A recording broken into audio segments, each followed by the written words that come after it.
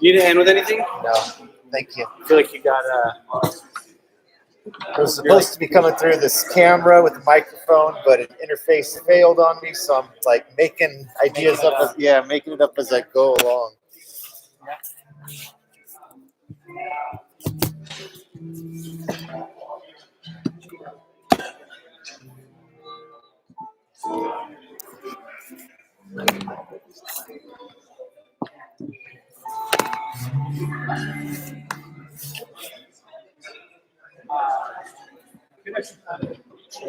You think? I would love that.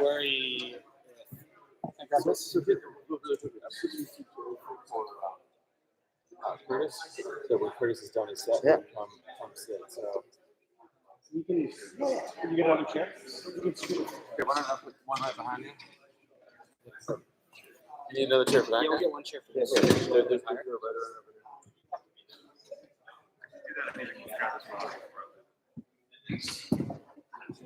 Okay, got it. Is that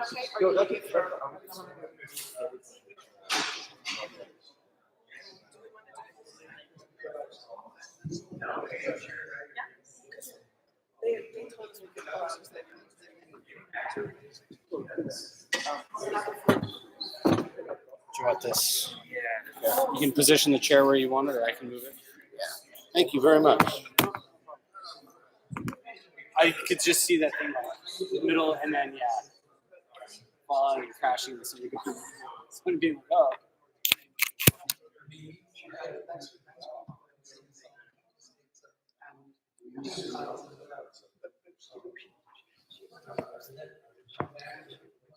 Hey.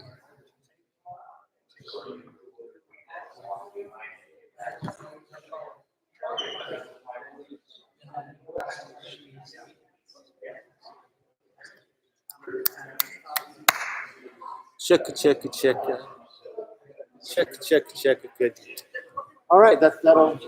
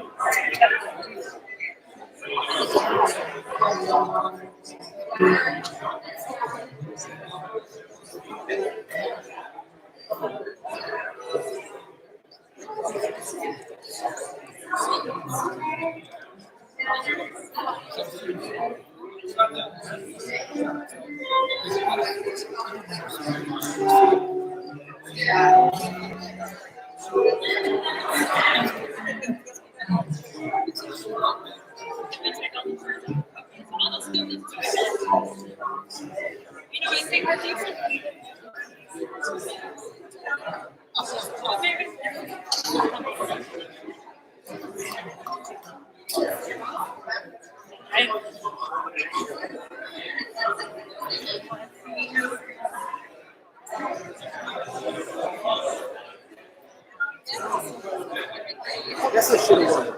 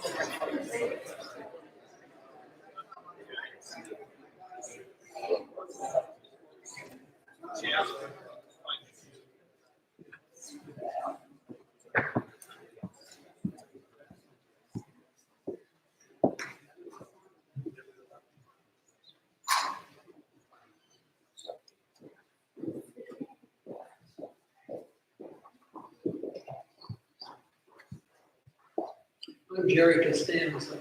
Welcome. Thank you for your presence. Charlie's family would like to thank all of you for being here today. Special thanks to Mark Dahl and Lewis and Clark College for hosting this event. And to John Crichton for the special printed keepsake that you can find inside your program. Everyone has special friends and friends of special characteristics.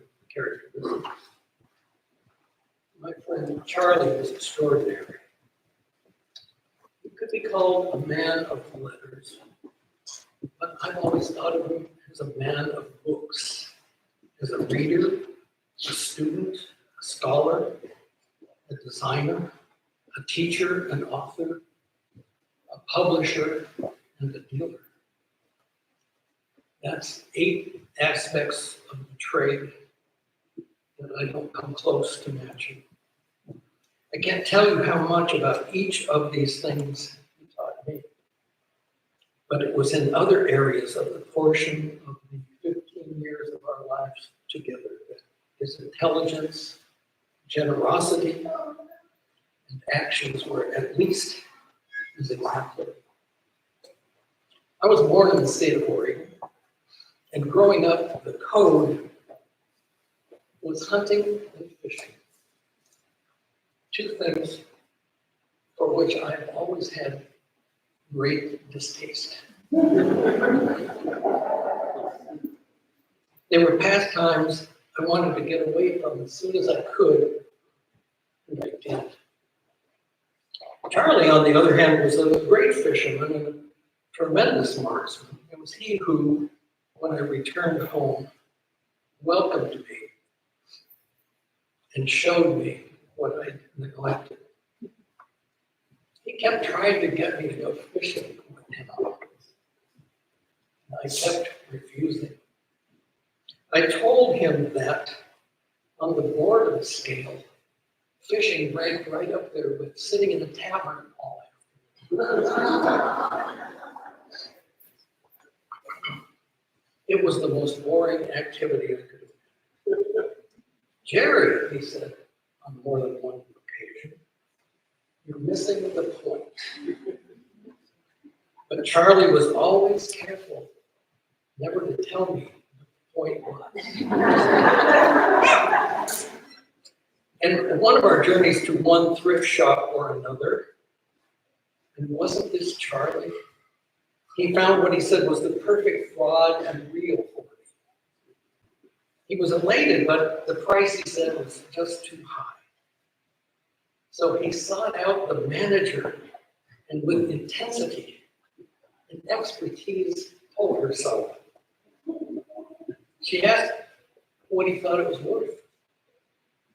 And his suggestion to her was the price I paid.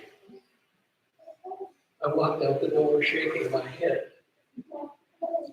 A few days later, we went fishing at my place, and there I was in hip boots for the first time in my life. Skeptical as ever, walking into the ocean at Arch Cape, Charlie having baited my hook. And suddenly, there was the point, and I got it. It was about camaraderie. It was about absolutely incredible circumstance. Standing amidst the waves and the rocks and clear sky. The pleasure of experiencing such a marvelous seascape.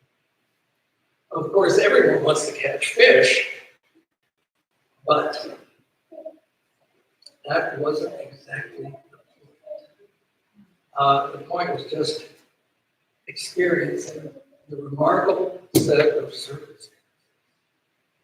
The point was just being there. I couldn't believe it. I could have stood right there for hours. There are those present here today who have known Charlie longer than I have, and who have more interesting stories and things to say about him. Now let me present Charlie's great friend and sometime musical collaborator, Curtis Delgado. We have Alan Hager, his musical buddy.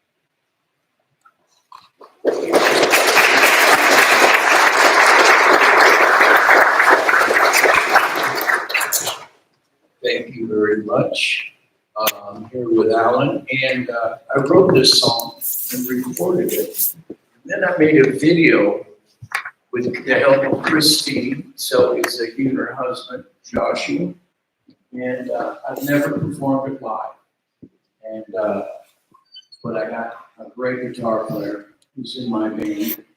I didn't think the rest of the members of my band could pull it off, but I know Alan can. And I think it's, you know, I thought, I've never done this. And then I thought, wait a minute, this is something Charlie would like, just off the cuff, jamming. He was a huge music fan, and we connected immediately because of it.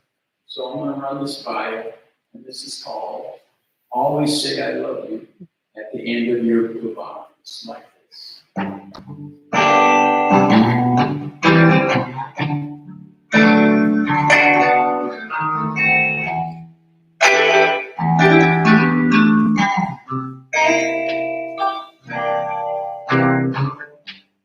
I had a friend so close to me. I always thought we'd talk again, but it wasn't meant to be. We cared for each other, heart and soul. Never got to say goodbye, and I love you so. When I think about my dear friend, oh, it's enough to make me cry. Now I always say I love you at the end of my goodbye.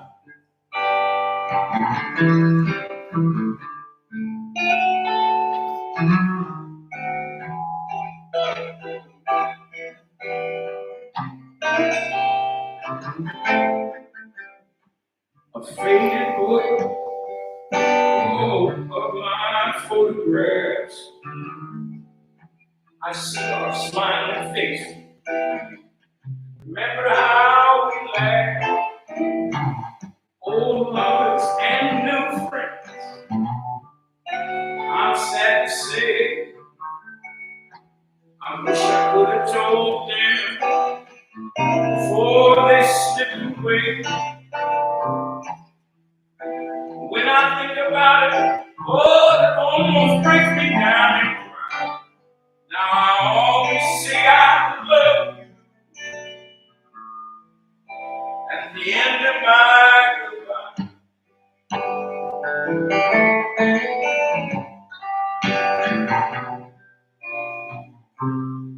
I'm gonna speak my heart every chance I get, so I don't repeat, oh, this sad regret. So now you know that I'm looking through your eyes. I always say I love you at the end of my goodbye.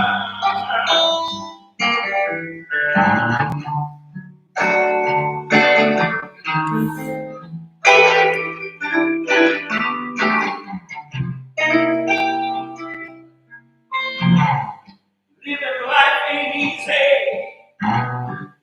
We need all the love we can get. You could be here one day, be gone the very next. So tell the ones you love and always say in your goodbyes, say I love you at the end of your goodbye.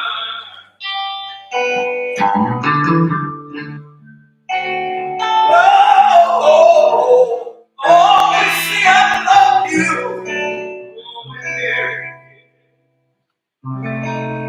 At the end of your goodbye.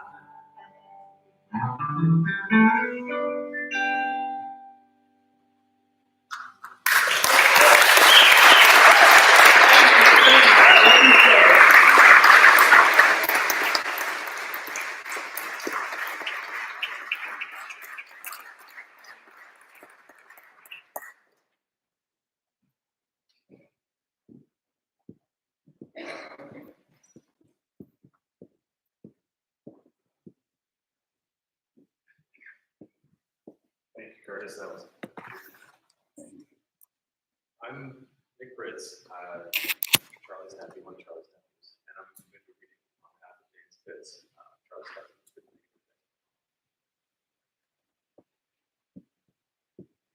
There were 5 of us who grew up together in the greater Baltimore area. We were the children of 2 sisters, Ursula and Anna. Both were motherless and fatherless by 1940. Their husbands were World War II veterans. Charlie Slazicki was in the Air Force, and Jane Franklin Pitts, my father, was in the Marine Corps. All were impacted by the Great Depression.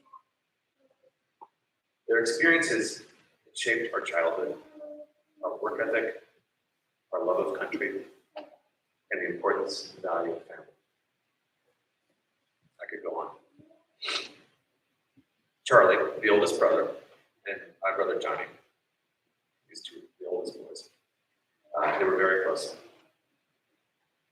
The first of the baby boom generation were born in 1946. Judy in 1950, and Jimmy in 1951 were next in line. And then came Tommy in 1959. The death of Charlie and Tommy earlier this year, felt painful. It brought back fond memories of the life that we'd all experienced together. Many of Charlie's poems, Strange Happenings on Norman Creek, we named the after as before, being born, and becoming, are a few of his latest publications that we count this time. His poems describe life on Lombard Street, where our mothers grew up, and Charlie and Judy spent their early years. It was a classic row house in Baltimore City, a half block from St. Michael's Church, where we were all baptized. And I believe where our mothers were married. Norman Creek is where my grandparents, Aunt Elizabeth, had a home on a body of water, not too far from Baltimore City. It was magical for all of us. Our love of family, food, swimming, boating, fishing, crabbing, hunting, were all shaped here in a very, very big way. For Charlie and Johnny, their experience spanned about 17 years there. For Judy and I, it was 13. We would gather on weekends in the summer, and sometimes in the winter, putting on our swimsuits. They were worn till we left that evening. We moved from one activity to another all day long until the dinner bell rang. Our mothers, my grandmother, Marie, and Aunt Elizabeth would prepare feasts that were served outdoors on large picnic tables and drinks that were pulled from the floor that were populated by large ice blocks from the ice house. Steamed crabs, fresh corn, tomatoes picked up fresh from the produce stands. One of the local farmers were always a highlight. In the winter, we would move on to oysters from the Chesapeake. I could vividly remember Charlie Sr. shucking oysters in heavy winter coats with my father in the very, very cold weather. The creek froze over in winter, and we were able to run on the ice and pull sleds. I still have digitized 8mm film. In 1963, my grandmother and aunt sold the home on Norman Creek. An era had ended, but our family unit had begun to build on those experiences. Now, they began to move to Eckerdale Avenue, where Charlie and Judy and Tommy had moved to New Jersey Avenue, where Johnny and I grew up. My mother and father had a swimming pool installed at New Jersey Avenue. We carried out our summer rituals there. Just a few seconds. There was never a holiday, Easter, Christmas, or New Year's that we did not spend together. And as I recall, Easter and Christmas were at New Jersey Avenue, and New Year's Day was at Eckerdale, where we would also celebrate Ursula's birthday. These feasts were etched in all of our memories. The turkey, the dressing, the sauerkraut, the sausage, the galunki, the homemade Polish sausage, and the desserts. They were all built on cultural experiences of our parents. And I believe these were the years where Charlie began his love of food. And I know that he continued to love fishing and target shooting throughout his life. And I'm sure that some of you can attest to that today. And I've shared that with you. My brother, Johnny, and Charlie graduated from high school in 1964. It was the beginning of the physical separation for all of us. Charlie went on to undergraduate and then later graduate work over the next several years. He married Linda. He moved out to Portland. We're all here today. My brother went to the Marine Corps for 4 years, and shortly thereafter moved to Buffalo, New York. Judy and Tommy and I continued to live in the Baltimore area throughout most of our adult lives. Our mother's gone by 1985. Our father's gone in the first part of the 21st century. We built on and carried on the traditions and the experiences that had spanned us from the 1950s to the 60s. And I know that Charlie built on his educational experience, his love of history, books, and poetry. As you can all attest better than I, the feast that Charlie would prepare in Portland for family and his closest friends were a blood. In the intervening years, Charlie and I would see each other from time to time. We would talk on occasion, exchange letters and emails on topics ranging from great historical figures like Churchill and Douglas MacArthur. And we would converse about fishing, about various parts of the country that we had seen, and the discussions of various types of rifles we would use for target shooting and hunting. Distance separated us, but our memories and love for each other endured. Our family has endured great loss in the past several months. The passing of our baby brother, his cousin Tommy, Charlie, and then my brother moving into a skilled nursing facility in Buffalo. There were 5, now there are 3. I step back and look at Charlie's children, my 3, Johnny's 2, Judy's 3, and Tommy's 2. And I believe that our parents would be proud of all of them and what they were able to do to pass on the traditions of the Sayzaki kids' families. Collectively, there are now 13 grandchildren. We've done our best to instill the tradition that our parents instilled in us, and we have then instilled in our children and our grandchildren. Despite the challenges and pain that we've experienced, the joys and the memories sustain us and enable us to endure. When Charlie was hospitalized earlier this year, my wife, Kay, and I did our best to get there and say goodbye. We were able to hug the physical being, but we're unable to see the living person that I had loved and cared for. Death is traumatic and tragic, but I pray we all, Christina and Adam, will build on the joys that Charlie gave us. Goodbye, sweet ones.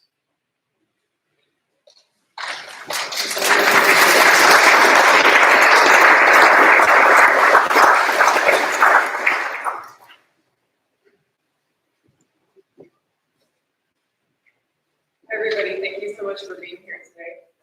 We're Charlie's kids, Adam and Christina, and we want to thank you all for coming today to honor our dad. We know some of you traveled a long distance to be here with us, and Charlie would have been so delighted to see you all together. We cannot be more grateful for your kindness and compassion and support during this time. Such a gift as we navigate this new landscape without him. We're also deeply grateful to our family, and especially to our partner, Joshua and Jayla, who did so much to support us through this time. And we want to take a moment to thank our mom. The months leading up to our dad's death and the time since his death would have been impossible to navigate without her. And we bring unconditional love and support for us.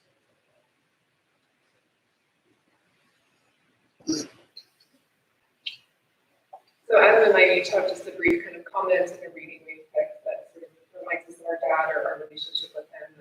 So I'll go first. As Adam and I watched our father begin to untether himself from his body and his existence, I soaked in the moments he shared as he contemplated his transition and wondered at his inner experience and what it means or doesn't mean to have a self as we reach the end of this journey. What becomes of the self anyway? Was he even here to begin with? Almost immediately after his death, the question that I started asking my dad most frequently was, where are you? As I recently mused with a dear family friend who's here today, this is the eternal and unanswerable question. Sometimes I sense his presence so strongly that I can feel him in my limbs, the way I turn my head or in a smile or a frown. I feel him lighting up my bright blue eyes even brighter with his own cellular blues. Other times, he could not be more absent. Death is the great mystery, and my dad was a great mystery too. He was complex and he was profound. Our relationship was complicated, and there is much that I will never know or understand about him. But we've embarked on a new relationship, he and I. And although he is not always entirely absent, the ache of missing him is a part of me now. In this new world, there is much that I do not know. I am now a student of grief. But I do know two things. I'm deeply sad to have lost him, and I'm deeply grateful to have been his daughter. Many of you know that my dad and I shared a love of literature. He nurtured my passion for many writers, including Virginia Woolf. One of my favorite pieces of writing is her abstract novel, The Waves. It is a beautiful stream of consciousness, dreamlike accounting of days that feels to me in spirit so much like my father's own writings. It follows 6 narrators from childhood to adulthood. I want to share a passage from the end of the novel today. In it, one of these narrators, Bernard, is reaching the end of his life and contemplating what that means, awash in semi-conscious memories and musings on existence and the self. So here is a brief reading from his final soliloquy. So the landscape returned to me. So I saw the fields rolling in waves of color beneath me. But now with this difference, I saw what was not seen. I walked unshadowed. I came unheralded. From me had dropped the old cloak, the old response, the hollowed hand that beats back sounds. Then as a ghost, leaving no trace where I trod, perceiving merely, I walked alone in a new world, never trodden. Brushing new flowers, unable to speak, save in a child's words of one syllable. Without shelter from phrases, I who have made so many. Unattended, I who have always gone with my kind. Solitary, I who have always had someone to share the empty grate or the cupboard with its hanging roof of gold. But how describe the world seen without a sun? There are no words. Blue, red, even they distract. Even they hide with thickness instead of letting the light through. How describe or say anything in articulate words again, save that it fades, save that it undergoes a gradual transformation, becomes, even in the course of one short walk, habitual, this scene also. Blindness returns as one moves, and one leaf repeats another. Loveliness returns as one looks, with all its train of phantom phrases. One breathes in and out substantial breath. Down in the valley, the train draws across the fields, log-eared with smoke. But for a moment, I had sat on the turf, somewhere high above the flow of the sea and the sound of the woods, had seen the house, the garden, and the waves breaking. The old nurse who turns the pages of the picture book had stopped and had said, "Look, this is the truth." So I was thinking, as I came along Shaftesbury Avenue tonight, I was thinking of that page in the picture book. And when I met you, in the place where one goes to hang up one's coat, I said to myself, it does not matter whom I meet. All this little affair of being is over. Who this is, I do not know, nor care. We will dine together. So I hung up my coat, tapped you on the shoulder, and said, sit with me.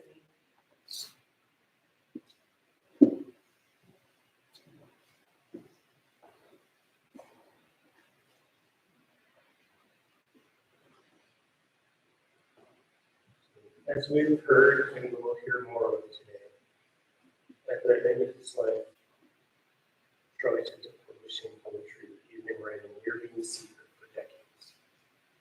His second and final book, titled An Accounting of Days, is in some ways a distillation of stories and writings that he had been compiling for many years.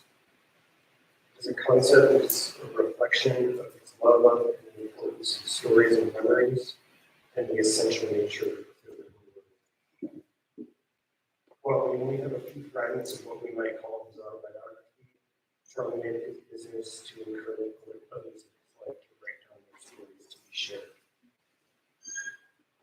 The following passage from Paul Auster's The devices need to record and write extraordinary lives and experiences of so-called ordinary people. My dad had a long-standing interest in Paul Auster's work, having corresponded with him for many years. And 15 or so years ago, when I was reading my way through Auster's work, my dad brought the Brooklyn Follies to my attention. He told me how he resonated with the main character's search for meaning, his reckoning with his station in life, his personal challenges and transitions. I can't help but think that my dad might have wished for what his character describes.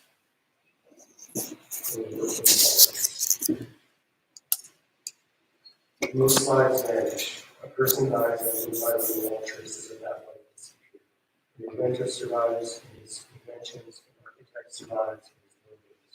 But most people leave behind no monuments or lasting achievements. A shelf of photograph albums, a fifth grade report card, a golden trophy, an ashtray from Florida hotel room on final morning of some dignity notification.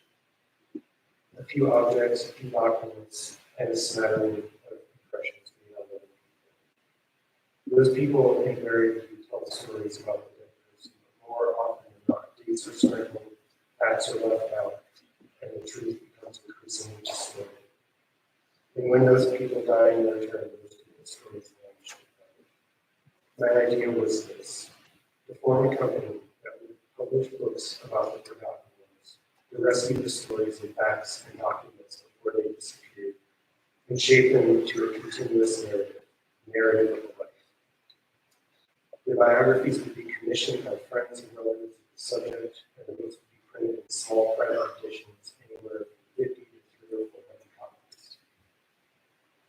I envisioned a new type of insurance policy whereby a certain sum would be set aside each month or quarter to defray the expenses of the book. Not home insurance or life insurance, but biography insurance. Was I crazy to think that I could make something of this far-fetched project? I didn't think so. What young woman would want to read the definitive biography of her father, even if that father had been more than a factory worker or the assistant manager of a rural bank? What mother would want to read the life story of her policeman son being shot down in the line of duty at age 34? In every case, it would have to be a question of a wife or a husband, a son or a daughter, a parent, a brother or sister, only the strongest attachments. They would come to me 6 months or a year after the subject had died. They would have absorbed death by then, and they still wouldn't feel it. And now that everyday life had started for them again, they would understand that they would never be over. They would want to bring their loved one back to life, and I would do everything humanly possible to grant them permission. I would resurrect that person in words, and once the pages had been printed and the story had been bound between covers, they would have something to hold on to for the rest of their lives. Not only that, but something that would outlive them, that would outlive us all. One should never underestimate the power of books. My dad's writings about his life overwhelmingly focused on childhood, on Baltimore, more often than not in peace. In a world that he felt he had lost. Even when he got lost.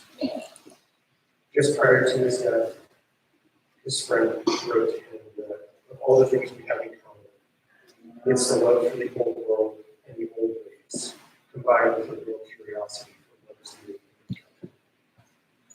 Not long ago, Curtis related that he had never been to my home because of my dad's stories he wished that he had. We have not yet found anything that he has written about his adult life. I'm not sure why that is. Perhaps the complexity of life as he grew older was less motivating than what he saw as the simpler, more magical time of his youth. In many ways, his past seemed more real to him than his present. I guess that's where we come. Whether we like it or not, we are his biography insurance.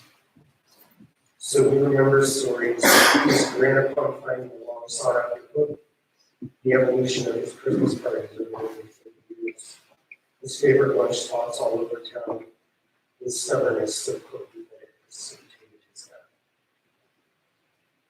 anger, joviality, anxiety, contemplation. These stories reside within us.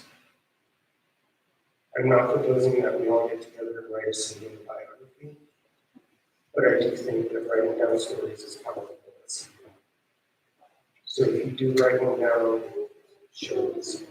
In this way, we can make some progress on the accounting of these things.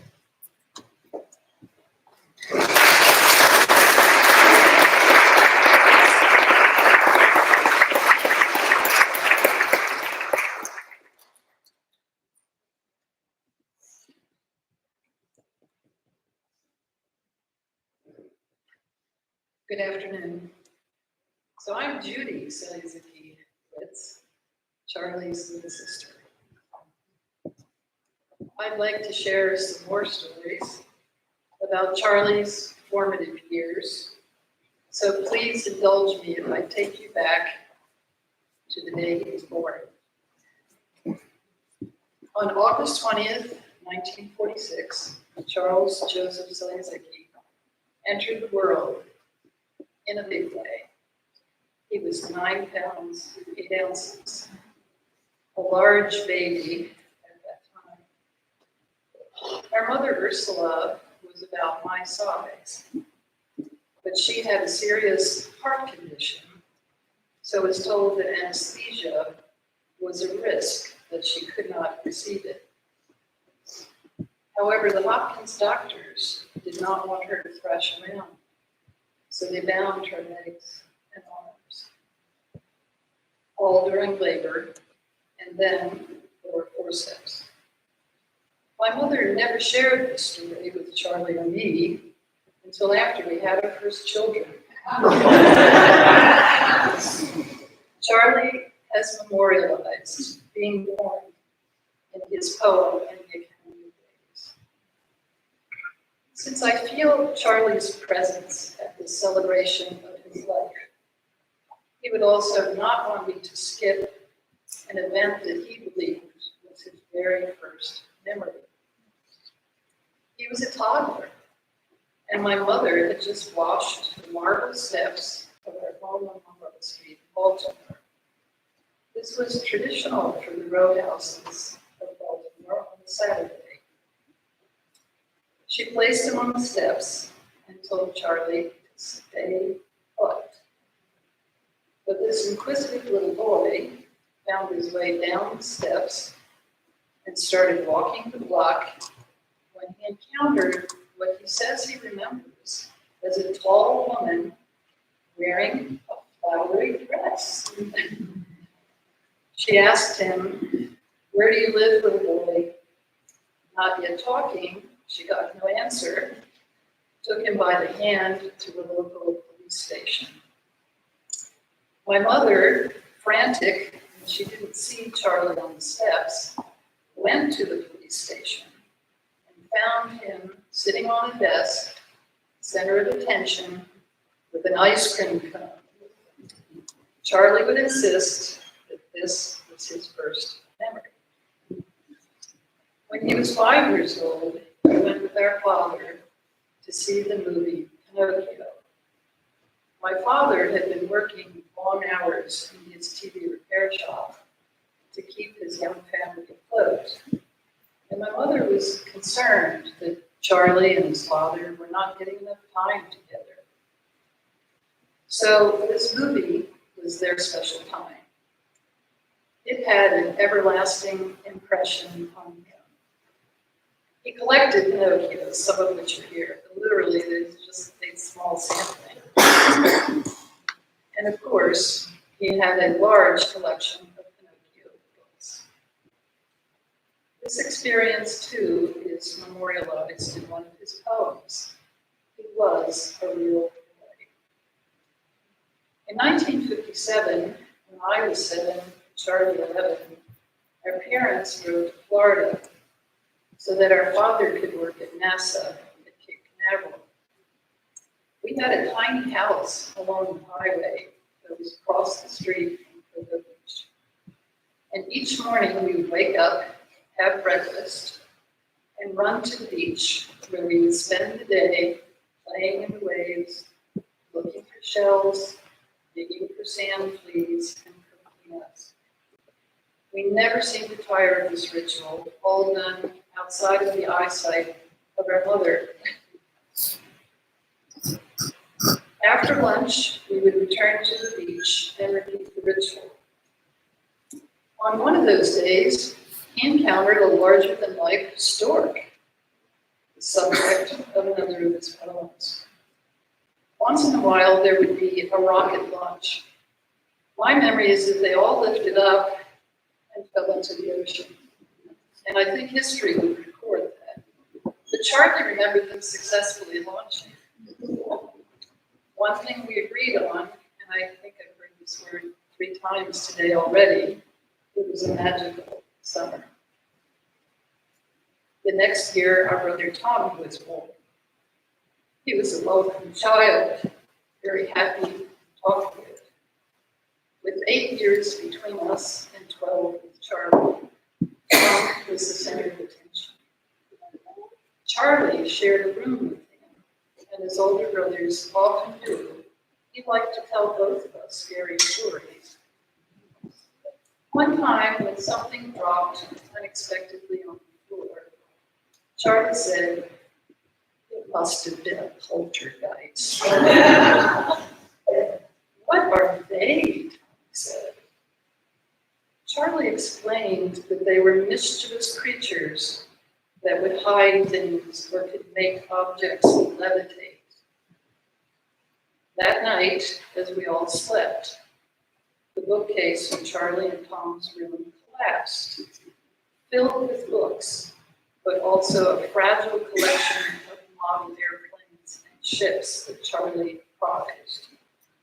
It all crashed to the floor and made a huge noise.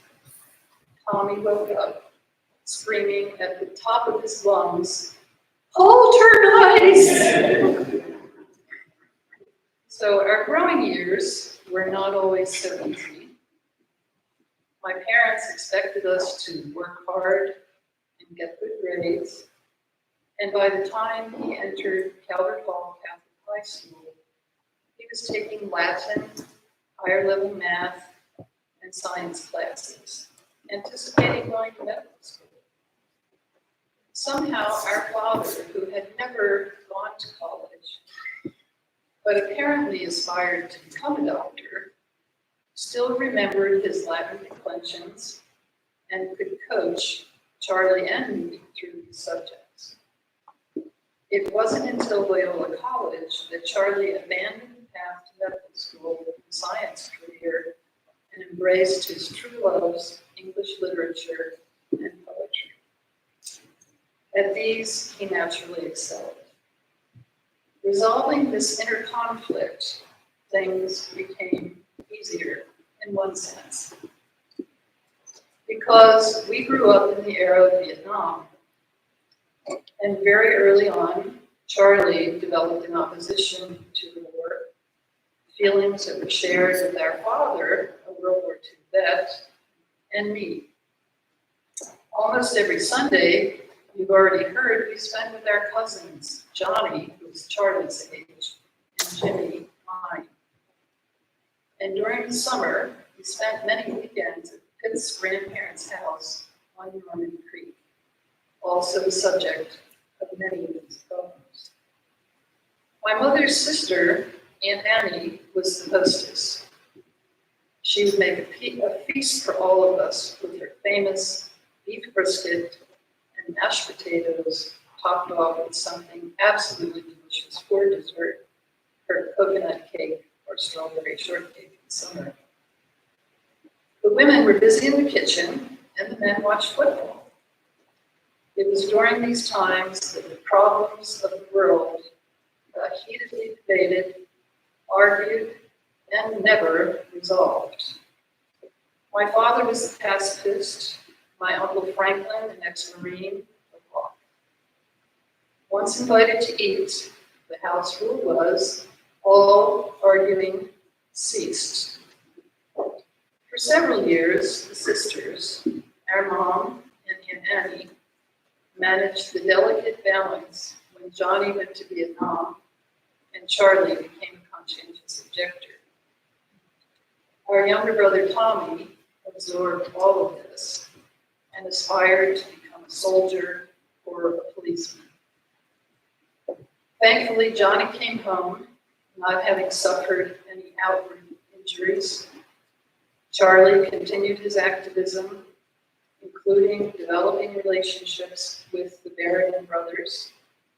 And Tommy, thankfully, was too young to be drafted.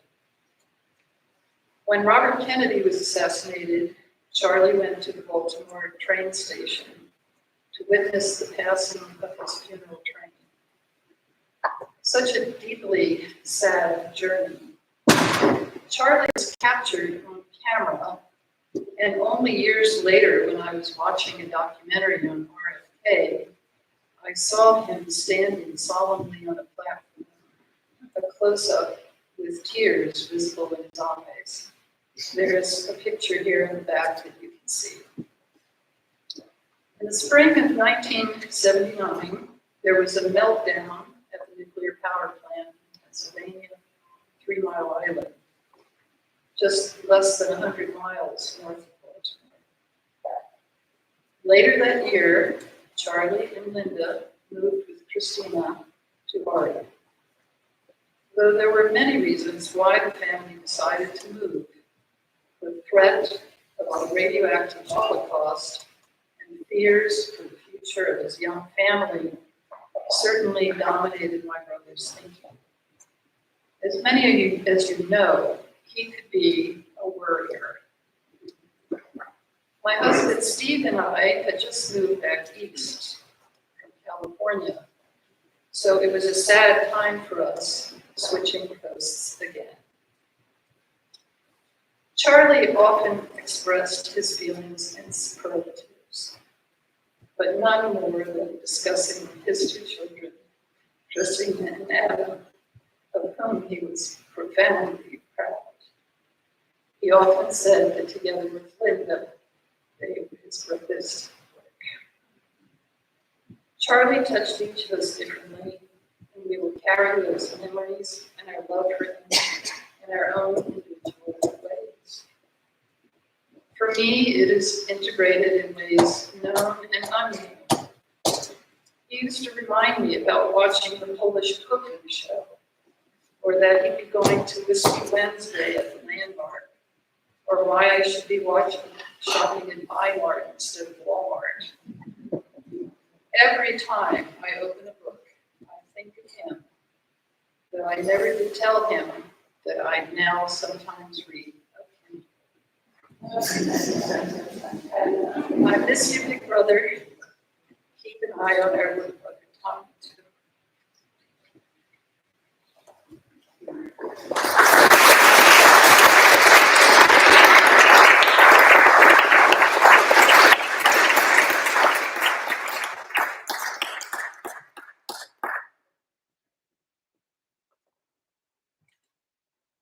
My remarks about Charlie today, I put a title to them, inspired somewhat by the English author Julian Barnes, and the title is Charles Zicke, A Life with Books.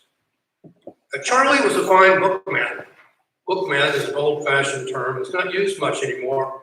When Charlie and I were young and moving up in the book world, a fine bookman was a title of veneration and admiration. It described someone who thoroughly knew their field of specialty, someone who was a source of knowledge and wisdom, a touchstone, and Charlie was that kind of fine bookman. Our paths first crossed where else but in the world of books, a world we would inhabit together for over 4 decades, beginning in 1980, when we met at Serendipity Books in Berkeley, California. I was a fledgling employee there, and Charlie was a visiting bookseller who had recently moved from Baltimore to Oregon. In those days, Serendipity Books was a gathering place for people of all types, particularly poets and their small press publishers, and Charlie was attracted to those kinds of places. He was already known in the book trade. Charlie is coming, I heard days before he arrived. Charlie who? And someone said, Charlie, sell you Zicke. And a day or so later, this Charlie Soyuzicki walked in the door. It was immediately apparent to me that he was a kind, thoughtful, considerate, and had a considerate disposition. He was welcoming and curious. He was jolly and seemed at ease with himself, and he had a friendly, engaging smile. I was searching for companionship in the world of bookselling, a world that was new to me and seemed somewhat intimidating.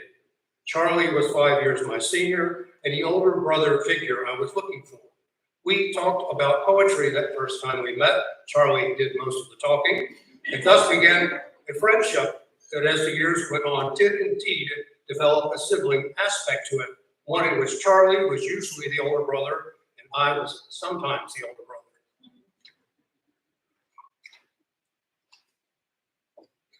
As our paths in the book world had similarities which brought us closer together.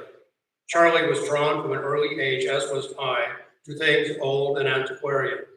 And eventually he saw the life with books and literature as one in which he could fuse those interests, as did I. In 1966, as a college student, Charlie wrote a charming letter to poet Allen Ginsberg, which some of you heard at the reading at Chaparral Books a few weeks ago, in which he said, "I am searching for reconciliation through art and the self.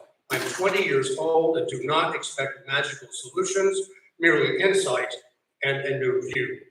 Within a few years, Charlie found that new view with a job in the antiquarian book trade. Within a few more years, he further refined his focus when he became Charles Soyuzicki Poetry Bookseller, a union of his interest for books and poetry. Charlie had found that a life with books was possible, maybe not as financially rewarding as some others, and certainly not a magical solution, but rewarding nonetheless. And with it came constant education, which he also found gratifying. Charlie was a constant learner, and bookshops were a great place for continuing education. The novelist and bookseller Larry McMurtry once wrote that he had had an expensive formal education, but that almost everything he knew he had learned in used bookshops. That was certainly true of Charlie. In June of 1977, Charlie's new enterprise as a poetry bookseller was up and running, working from the back room at John Gatch Book Service in Baltimore, where Charlie was an employee and where he learned the basics of the old book business. Soon, Charlie published his first book, a poem by English poet Ted Hughes, printed and designed by Claire Van Fleet of the Janus Press. The book bore the statement, "This book initiates a series of fine press poetry published by Charles Soyuzicki, Poetry Bookseller." Charlie inscribed a copy to the poet W.D. Snodgrass. In it, he wrote, "You're next!" Best wishes, Charles Soyuzicki. And indeed, within a year, Charlie published a work by W.D. Snodgrass, followed by one by Charles Simic. In 1979 came a poem entitled Seeds by David Wagner. It bore the statement, "Charles, Linda, and Christina Soyuzicki send greetings from their new home in Salem, Oregon." Charlie had arrived with his family in the Pacific Northwest. More works by distinguished poets soon followed, including Seamus Heaney, Philip Larkin, Charles Wright, James Merrill, David Gascoigne, Mark Strand, and the list continues. These books and broadsides have one thing in common. They are collaborations between poets, artists, and fine press printers, carefully curated by Charlie. And they exhibit a high caliber of taste and technique in fine press poetry. There are too many titles to acknowledge them all here, so I prepared a checklist, which all of you have seen, that I entitled The Work and Legacy of Charles Soyuzicki. After a few years in Salem, the Soyuzickis, with the addition of Adam, moved here to Portland. Charlie immediately took to his new book world, and that is the Charlie many of you came to know so well. He became friends with the local booksellers, book collectors, numerous writers and poets, all kinds of book people, and thus began an ever-expanding community of book friends that evolved into the integral part of Charlie's life. A visit from an out-of-town bookseller to see Charlie inevitably included stops in several of his book-buying haunts. And in those days, there were many more used bookshops than there are today to visit. Charlie was living a kind of romance and serendipity of discovery, which was one of his great joys. I joined in on several of these book hunting expeditions around Portland with Charlie in his old Cadillac, visiting bookshops, thrift and antique stores, any place that might have old books, interesting art, and artifacts, and even, as it turns out, objects such as fishing poles. These outings became a ritual for Charlie, and often included lunch with Preston McMahon at the Old Oregon Bookstore and others, at which gossip and tales of the book trade were exchanged with glee and delight. Charlie was steeped in the lore of the antiquarian book world. He was a fine storyteller and loved to talk about the colorful booksellers and characters he had encountered along the way, sometimes as he told the stories, mimicking their accents and mannerisms in a fun and respectful manner, followed by his great laugh and smile. I have occasionally mentally visualized Charlie as a kind of Johnny Appleseed of books. He would wander, he would gather books here and there and redistribute them where he thought they should be, and sometimes without any expectation of financial reward. I'm sure that many of you benefited from this biblio-largesse where Charlie would give you books he thought you should have. A personal example, Charlie knew I have a fondness for tortoises and turtles. In fact, I have had a tortoise for over 25 years with whom Charlie was acquainted. In his book wanderings, Charlie acquired books about turtles that he came across. Every couple of years, I would receive a box of them in the mail. I now have scattered throughout my house what I call the Charles Soyuzicki Library of Herpetology. As a bookseller, Charlie was universally respected and trusted among colleagues and collectors, and especially librarians. Many of them depended on his expertise and wisdom in developing their collections. He was an agent of fairness and integrity. He did not pursue the big flashy deals and expensive books. He never sought an advantage over anyone else in business. He sold a variety of books, but ultimately his business centered on the specialty of poetry, particularly fine press poetry, at which he was a guiding light. Later in his career, Charlie took his lifelong learning about books and turned it into education for others. Beginning almost 20 years ago, he taught a series of classes and seminars at Portland State University on the history and archaeology of the book. And thus, Charlie joined a rarefied group of antiquarian booksellers who converted their learning into teaching. And he said he did it all for pleasure. Pleasure, yes, because he loved books, all things book fairs, booksellers, book people. He was for books and by books. Charlie loved the communal spirit of the book world. And to a great extent, that book world defined the Charlie that many of my colleagues in the book trade knew. As that book world continued its gradual change in the second decade of this century, it took its toll on Charlie. He was not real fond of change in general. And he was particularly not fond of how the internet had reordered the book world and his life in it. With the passing of mentors, colleagues, and friends who had inhabited this circle, his sense of loss grew, and he expressed it in his fine collection of elegies. And thus we get Charles Soyuzicki, the poet. I'm going to read the first 12 lines of his elegy to his friend, the collector Jack Walsworth. And I'll read it as an elegy to Charlie, because it is highly autobiographical. He could have written these lines about himself. In the fourth line, he has a reference to Morris, and that's a reference to the English printer William Morris, and more widely to fine press poetry in general. Books were your pleasure completely. I never saw anything like it.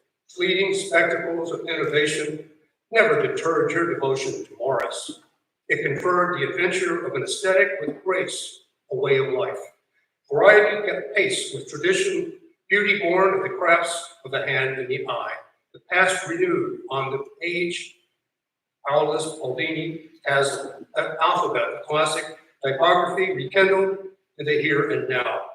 Your delight seemed inexhaustible, your smile impish and serene. That's Charlie. Our friendship of many years appropriately came to a close the same way it began back in Berkeley, with a conversation about poetry. I called Charlie early in January it was, to check on him as I often did. He did not sound well, and his poor health occupied our conversation. As we began to say goodbye, I said, Charlie, the next time I call, we need to talk about my Sonic project. And Charlie perked up. He said, "What sonnet project, John? You didn't tell me about a sonnet project." And then we talked about sonnets for about 10 minutes, with Charlie doing most of the talking. As we said goodbye, we agreed that the next time we talked, he would only be about science. Charlie was a fine bookman. He was a good friend, and the friendship enriched my life, as I know it did many of yours. Thank you.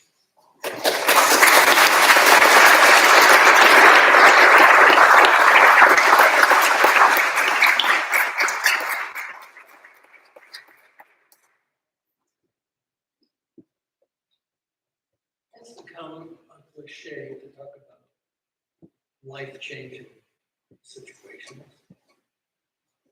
But Charlie changed my life in ways that were incredibly surprising to me. It's not enough to say that I miss him. It's a substantial part of me who has gone with him. May I present once again Curtis and Andrew.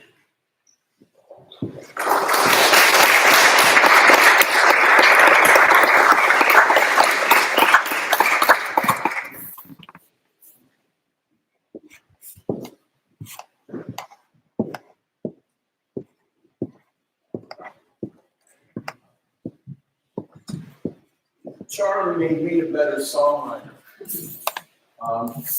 Charlie, I met him shooting track. I went out, friends said, "Come out." I said, "No, not for a long time." I finally went out, and there's this group of knuckleheads out there that were shooting, and all of them were very intelligent intellectuals, and one of them was Charlie.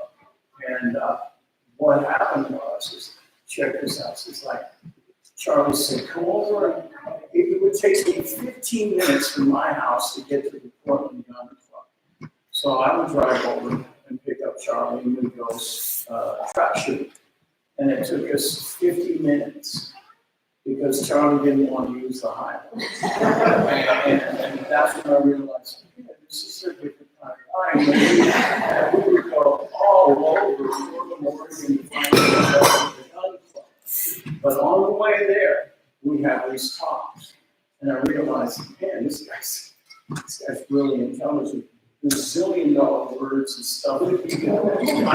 So we started the music, and he was going into, ever heard of, Skip James? No. Have you ever heard of Little Son Jackson? No. Have you ever heard of, And then he's running off poetry, every poet, every author, everything. And I was asking him about books I never read in high school. I'm a high school graduate, that's it. And I'm sitting here with somebody who's brilliant. And it goes, "Curtis, you ever heard of Dante's Inferno?" No, I never heard it. He goes, it's a poem. It's a poem. And I mean, I still have it. I still go through it. Matter of fact, 3 days ago, I go through it. So maybe it's an amazing book. And he turned me on to all this stuff. He changed my life, just like he changed the last man spoke. We wrote songs together. And then one of the songs I have from him that we wrote together is the first song on my new record that I have out. And it's called "My Girl's a Nut." And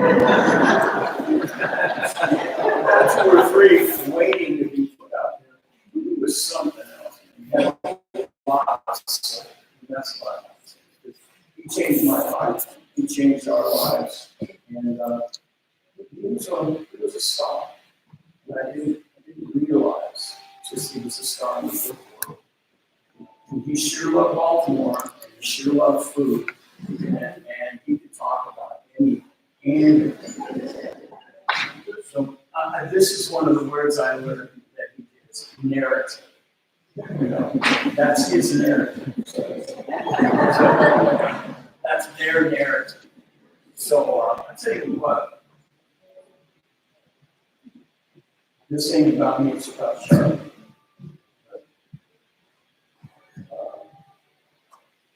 He opened up my world. Now I'm going to do a gospel song for him. It's an old funeral song, but it's like I'm going someplace better. And I'm going to clap my hands at some point in this and start doing a group. And I think, well, I would encourage you, for Charlotte, I think we go, let's go to New Orleans, let's go to church and celebrate Charlotte. All right, okay?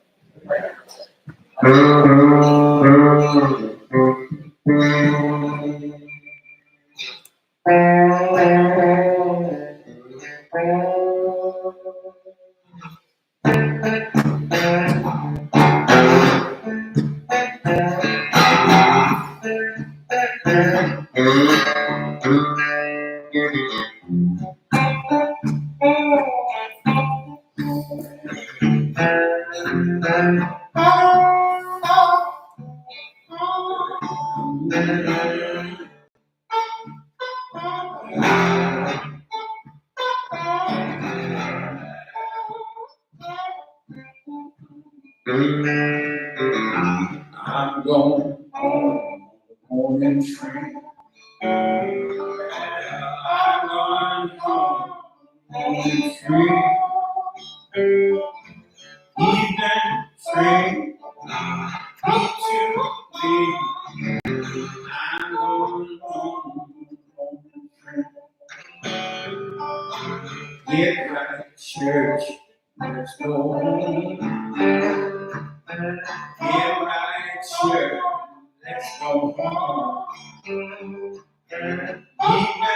train, me too, late. I'm going home, morning train.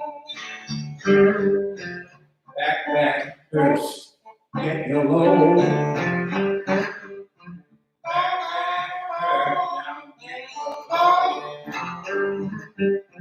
Evening train, I'm going home, morning train.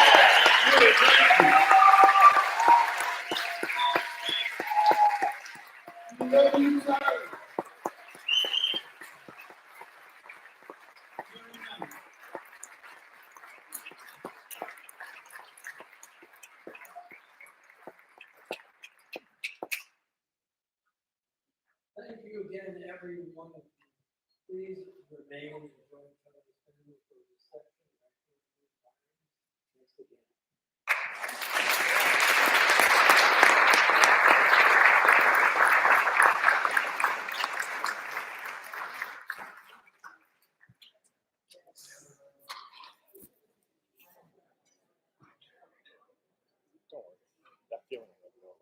Yeah, I know. I will.